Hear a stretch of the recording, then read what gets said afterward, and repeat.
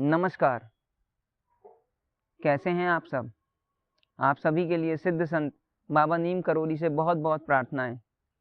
आज की मेरी कहानी है सोमदत्त नामक एक ब्राह्मण की और उज्जैनी के राजा भोज की। मेरी इस कहानी को अंत तक सुनिएगा, आपको पसंद आएगी। सोमदत्त एक ब्राह्मण था। स्वभाव से वह बहुत लालची था। मांस मदिरा का भी सेवन कर लेता था। वह बहुत तामसिक प्रवृत्ति का था।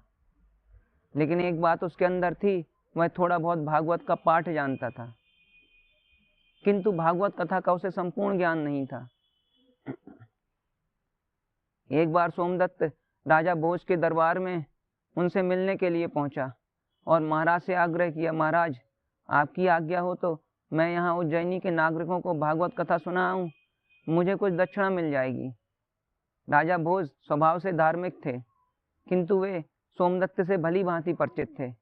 राजा भोज ने सोमदत्त से कहा, ब्राह्मण देवता अभी कुछ और दिन भागवत पाठ का अभ्यास कीजिए। सोमदत्त वापस लौट आया और निरंतर भागवत पाठ का अभ्यास करने लगा। धीरे धीरे सोमदत्त भागवत कथा में निपुण हो गया।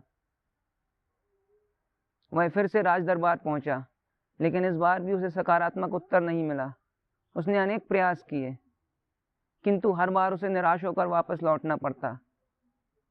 हर बार राजा उसे भागवत पाठ का अभ्यास करने के लिए कहते। सोमदत्त निरंतर भागवत पाठ का अभ्यास करता रहा। निरंतर भागवत पाठ के अभ्यास से सोमदत्त के मन में ईश्वर के प्रति निष्ठा जागृत हो गई। अब उसके अंदर से तामसिक इच्छाएं खत्म होने लगी और सात्विक इच्छाएं जागृत होने लगी। अब सोमदत्त पूर्ण रूप से सात्विक हो गया। इस बार सोमदत्त काफी दिनों तक राज दरबार में नहीं पहुंचा, तो राजा ने उसका पता लगवाया। सारी स्थिति पता चलने पर राजा ने सोमदत्त को उज्जैनी बुलवाकर भागवत कथा सुनाने का आग्रह किया। राजा ने एक बार फिर सभा बुलवाई। इस बार सभा में उपस्थित सारे लोग आश्चर्यचकित थे। सभासदों ने बड़े आश्चर्य से राजा से पूछा, महाराज जब यह स्वयं कई बार यहाँ आया तो आपने इसे उपेक्षित किया, इस बार आप स्वयं इसे भागवत कथा का निमंत्रण देने पहुंचे, ऐसा क्यों महाराज? राजा बोले, पहले यह तामसिक था और धन के लालच में भागवत कथा कहना चाहता था, लेकिन अब यह पूर्ण रूप से सात्विक हो गया है। अब इसके अंदर से प्रभु निष्ठा के बोल निकलते हैं। अब यह भागवत कथा सुनाने का पात्र हो गया है।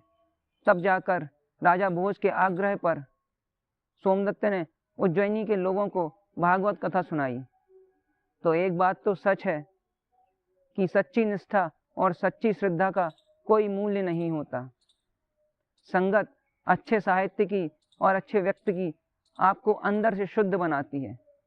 तो आशा करता हूँ मेरी और एक कहानी आपके लिए प्रेरणादायक होगी। कमेंट्स करिएगा, कहानी को लाइक करिएगा। मेरी ऐसी और भी कहानियाँ सुनने के लिए मेरे चैनल को सब्सक्राइब करिएगा।